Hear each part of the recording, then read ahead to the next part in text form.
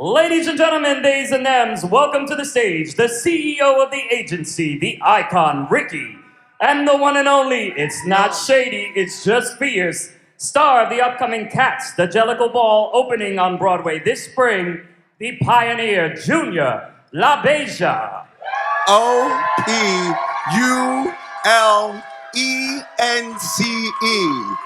You own everything.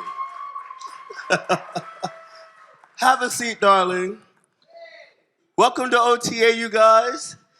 This is our third episode of Conversations with Me. The session is usually called Conversations with the Icon, Ricky, but because we have Junior, I'll just go by Ricky. Like, you're Icon uppercase, I'm lowercase. So, welcome to OTA. Thank you for having me. Yes, you told me you were going to come done, so I took your notes. Yes. How do I look, sir? Well, I just want to say, first and foremost, I want to give praise to the God of my understanding, Jehovah. In turn, I want to be recognized that I'm grateful to be the first in many things. But the reason why I came done tonight is because I'm also the first international pioneer trailblazer in a black llama mink coat, and I get to say what becomes a legend most.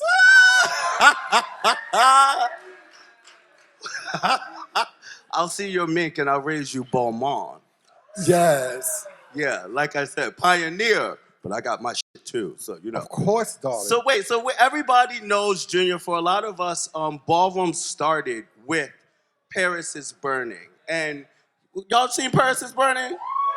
Oh, okay, you bitches did your homework, you. So inside of Paris is Burning, y'all will remember this debonair person. I want to know, why in the documentary did you ever not have a little moment with Jenny? Can you speak about it? Are you under NDA? I did have a moment with Jenny, but it wasn't recognized. Oh. Because remember in the movie Paris is Burning when they were showing you the elite white people going up and down the corporate offices? Yes. I was the one that said that we are the greatest behavior modification in the world. For 400 years, we have had everything taken away from us, and yet we survive. And you said all of that, and she still took it away. No, she said that. I said that in my apartment with her. Oh, wow. And she taped it and took it back to her producers, and they spliced it to the end. Don't you hate that? No, I didn't hate that. The reality is, when you're received, Yo, it's about to be a word. Hold on. when you're received by the oppressor, you come with fear. Ooh, I was afraid. that's fair. But then it also taught me from Paris is Burning why I'm able to sit here today. Because of Paris is Burning, I'm unapologetic and unbothered. Facts. Give a round for that, though.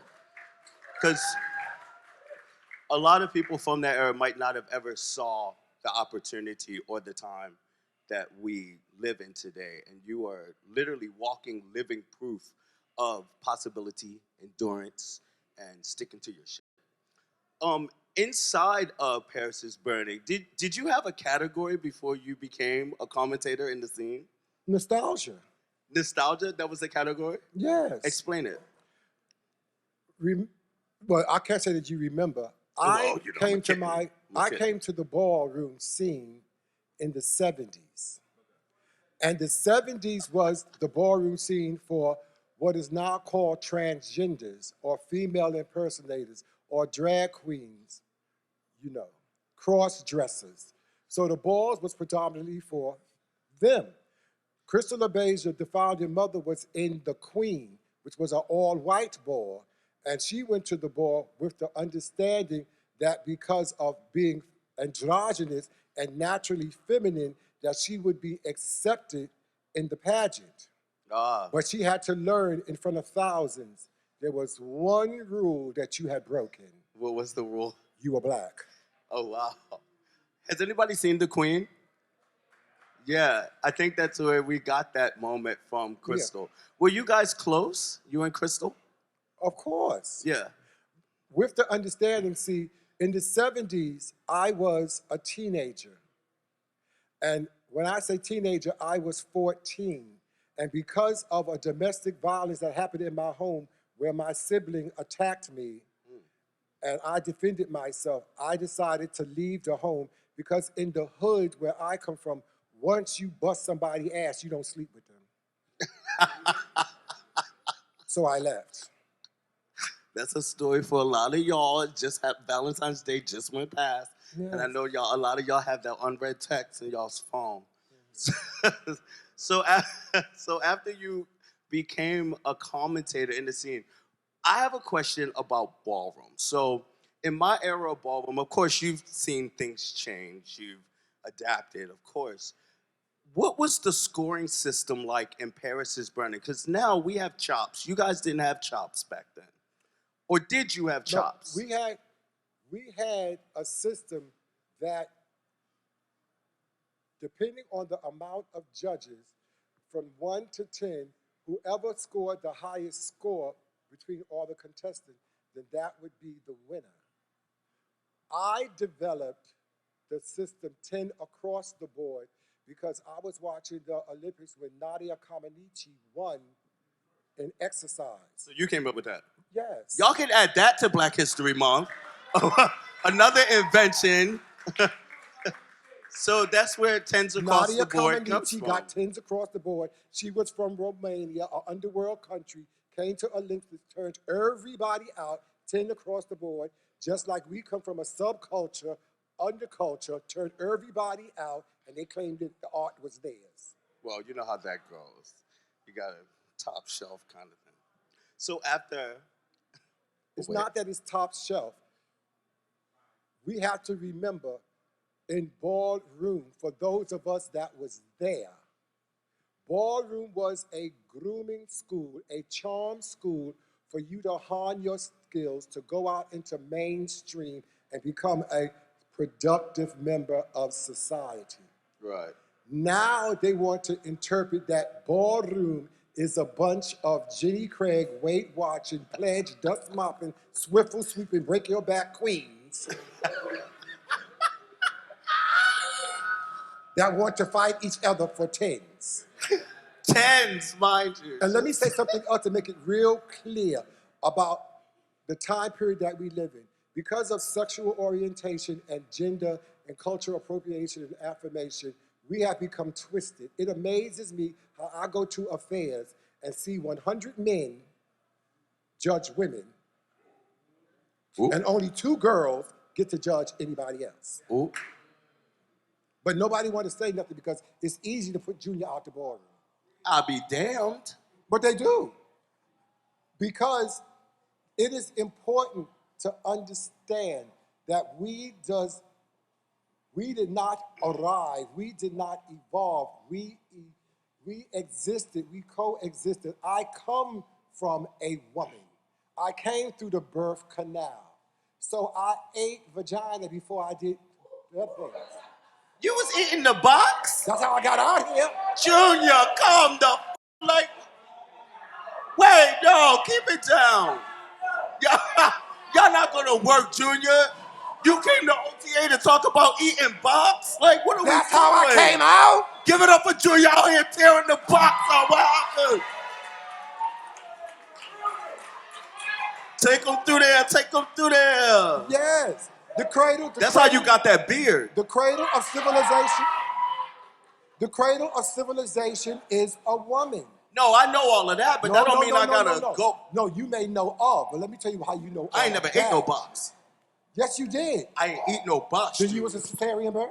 No, I You came through the box. But the box is on the outside. I came through the... Yes, Yeah, you came through the vulva, the lips, the I ain't have my mouth the open clit. with my tongue out. I ain't come through it like this. Like, Yes, you did. That's when they slapped us on the ass. We went, word!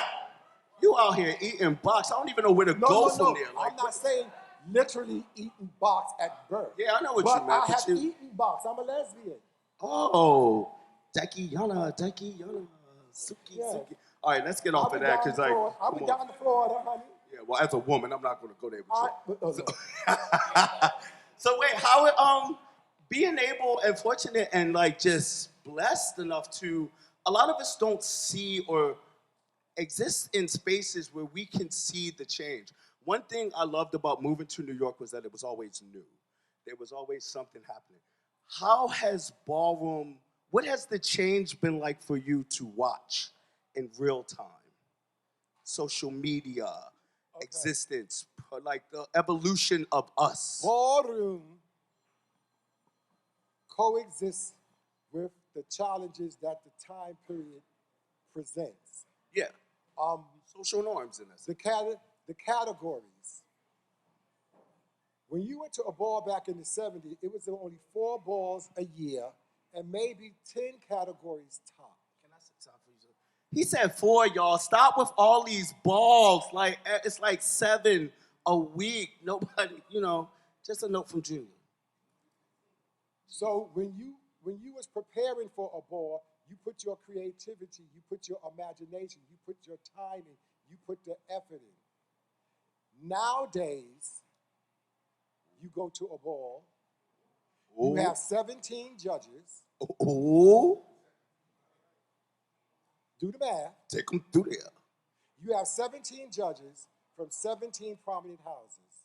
You have each house willing to bring 30 or 40 of their members. So that's 17 times 40 at a cost of $80 to $100 per seat, $1,000 per table, $15 for a cup of alcohol. And I come to a ball and spend all that money, and then I leave to swipe a Metro card to go home. According to my account, you'll do something. That's a bullshit.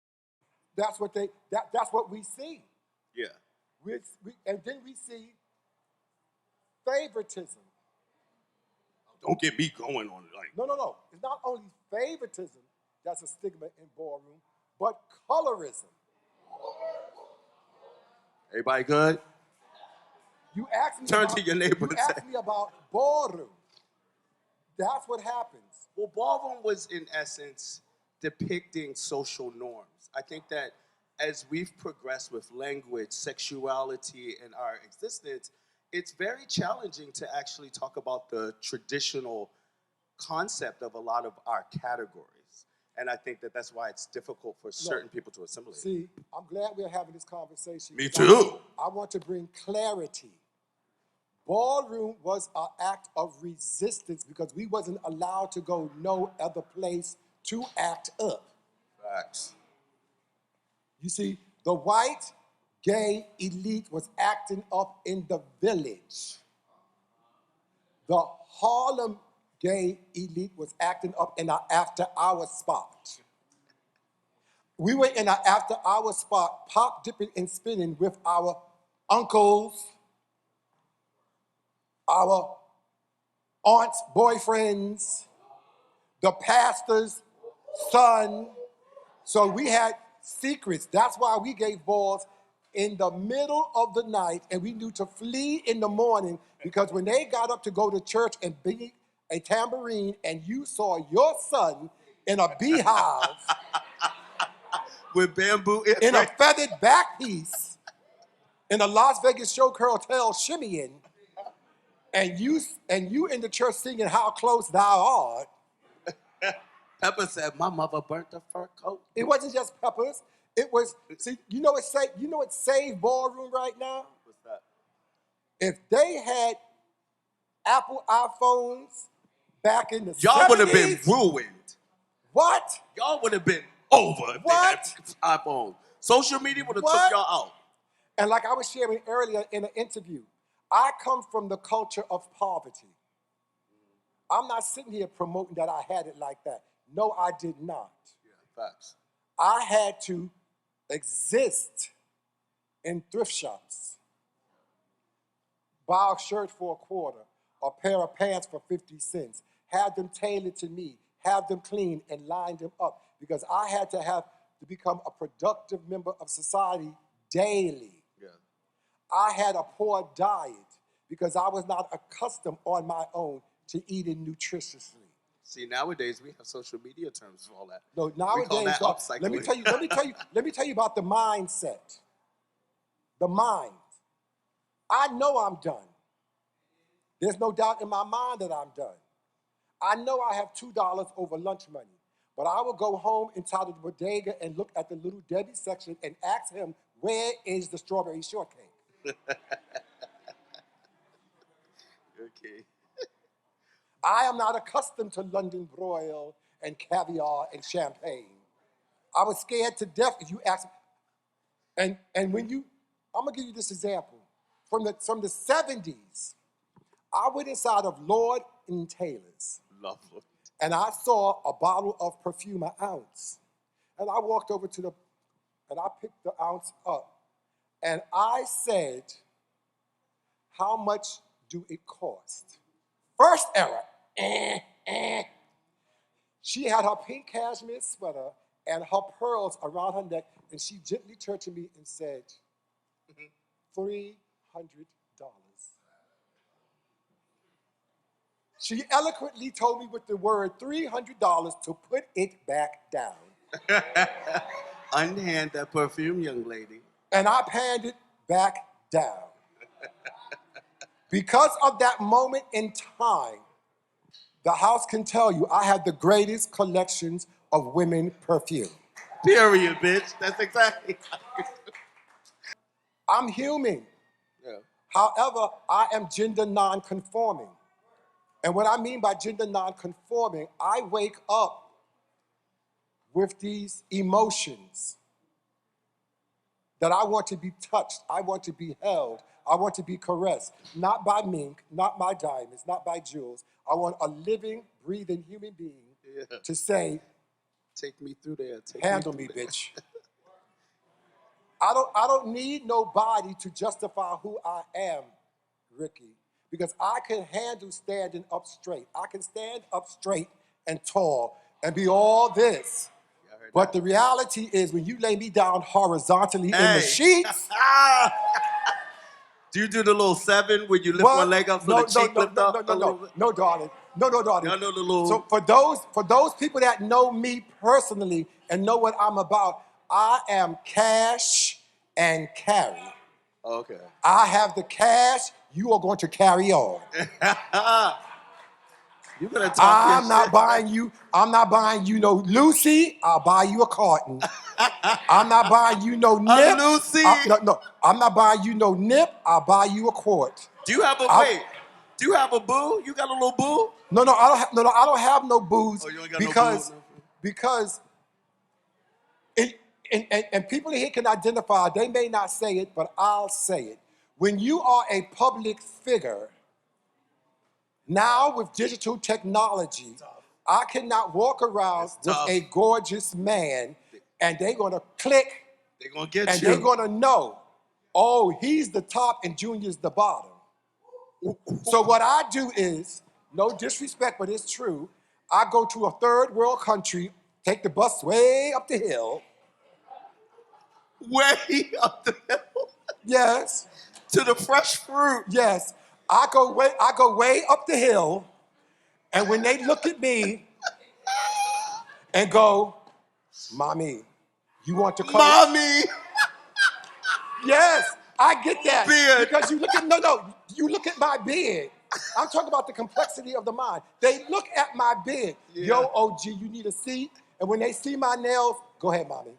Let me tell you, I resonate. I'm the divine feminine. I am naturally just in that existence. So I feel you. Mind you, you know what? I asked on Facebook today, I was like, what questions do y'all want me to ask Junior? And everybody asked me, when you get your nails done? Tell these people when you get your nails done. Christina Nails, 149th Street in Brook Avenue in the Bronx. It's a Chinese salon. Shout out to the Bronx. Are those your nails? Yes. And those are his nails. Nails are their nails. 70%, you know when you break one, you just replace it. But they're mine. Yeah. And you can edit this. Don't take it out. You have to know how to talk to a man. Yo, can I ask you a question, brother? Get your notepads out. Can I ask you a question, brother? Why you wear your nails so long?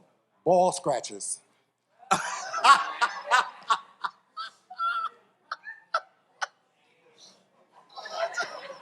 And when they grab their balls, the same thing on the other side of the track. Oh my God, his nails are longer than mine. And I suggest you get them done. Right. You were chatting. Are we? So wait. We gotta get off this balls and nonsense. This is a family show. This is a family show. For gay cats. Shout out to cats. Y'all in the building. For gay cats. And the reason why I'm explaining to you about cats and why this performance is phenomenal. We took a story that was written 40 years ago, rearranged the storyline, and presented from the ballroom perspective to show the world that we are all interconnected. It's called intersectionality. Absolutely. And froze the scene. There is no big I's and little U's. Gus wants to be like his kittens again. Yeah. I look at all my kittens and I see an aspect of me. And I did not want to grow old to be alone. I did not want to grow old without health care. I did not want to grow old without housing. I did not want to grow old and die alone in a corner. I did not want to be old and character assassinated because I caught AIDS or HIV or monkeypox or chlamydia or gonorrhea or syphilis, because the men that I loved died from that. Yeah. And they didn't just die. They was ashamed. And they was ashamed to the extent that they would rather have the world believe that they were crackheads than sick. Wow. Now we live in a world where I see beautiful men, homosexuals, in clubs. Crystal meth is killing us. Yeah, it's raging our community. And instead of us helping them through ballroom to show them that we are a community, that we do care, then I'm glad to know people like Ballroom We Care. Yeah, and shout out to that. So we are in different times. How did you prepare for the role of Gus? Sujetta Pace is a casting director. She told the team, get Junior LaBeija. Mm-hmm. When they reached out, they didn't know how to get in contact with me. So they found Jeffrey Bryant of LaBeija LLC, and they got in contact with him. And Jeffrey Bryant of LaBeija LLC got in contact with me, and then in turn, I went to the workshop. So when I went to the workshop and I was exposed to the brilliance of seeing Black excellence in theater and all of its manifestations, I was like, yeah, it's beautiful. Oh, no. It wasn't about being beautiful. I recognized that this is not of my realm. This is not a master of ceremony moment. So I did like I did in Ballroom with Gus. I came, I saw, I conquered. Absolutely.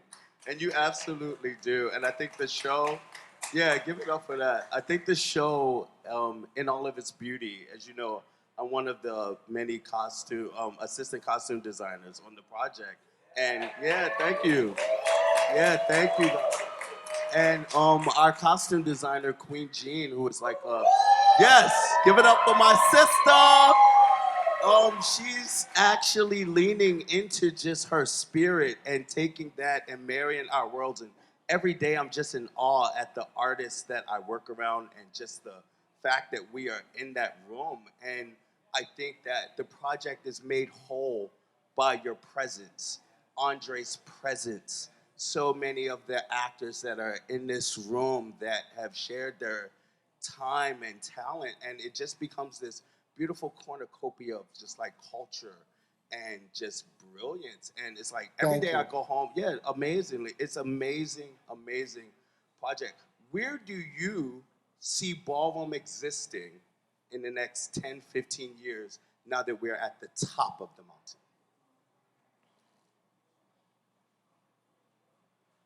Oh, I stumped you. Like, this is the first time you No. took your time No, with no, the no, no, look. no, no, no. No, I'm gonna be real clear.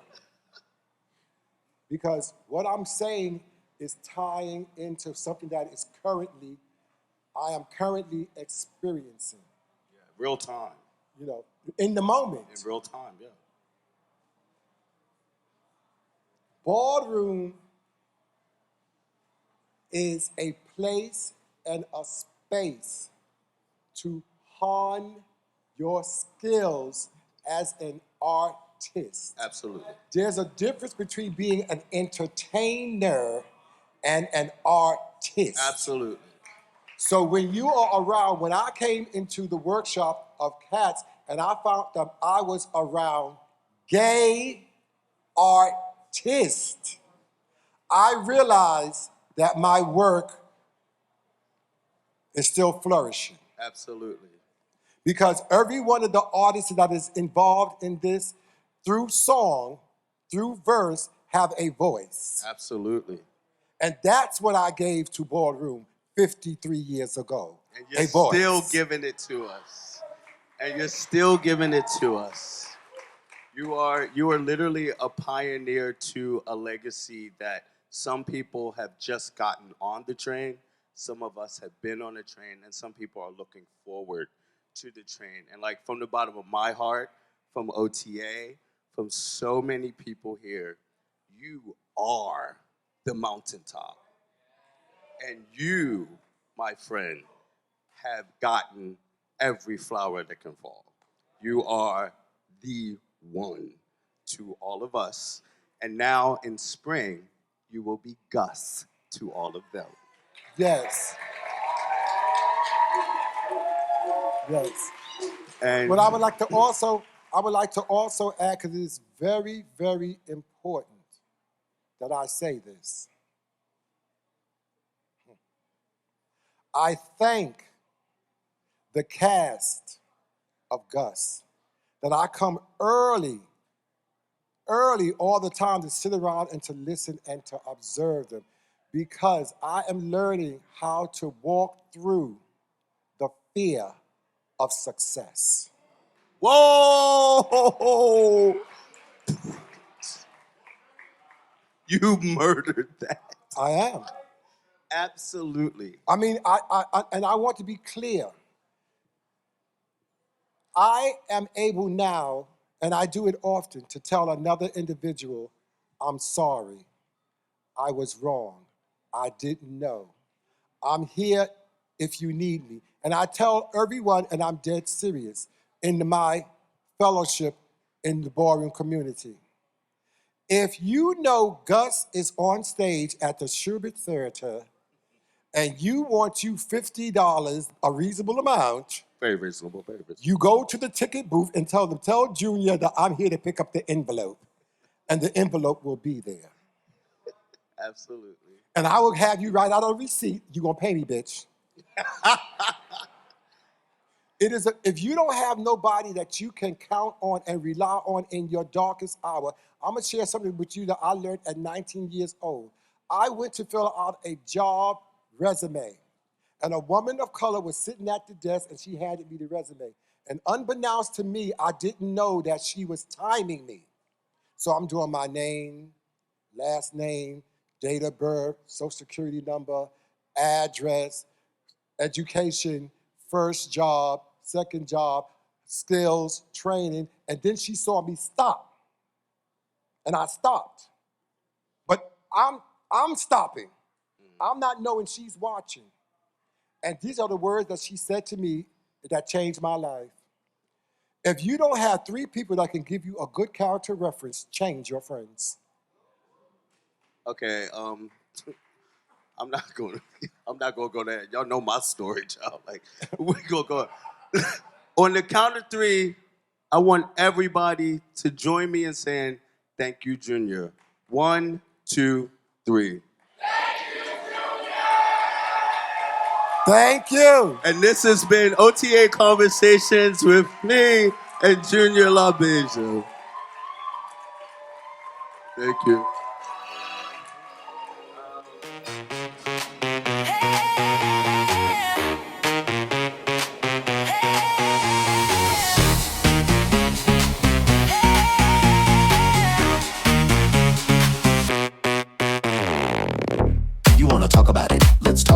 You wanna read, baby, let's keep the icon, epitome, Ricky, the agency. Have a conversation, Miss Thing.